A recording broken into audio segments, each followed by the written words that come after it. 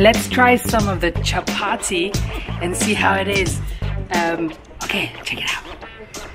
Bit of that.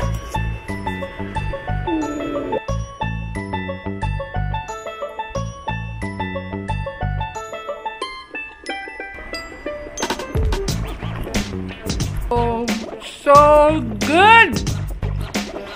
This is the bitter gourd stuffed with spices. Man, the best thing you've ever eaten. And the pumpkin, a little bit of pumpkin there. Sweet, spicy, not hot, and not oily at all. I can understand why it's been around for 47 years. Tiger Jits in Pudu.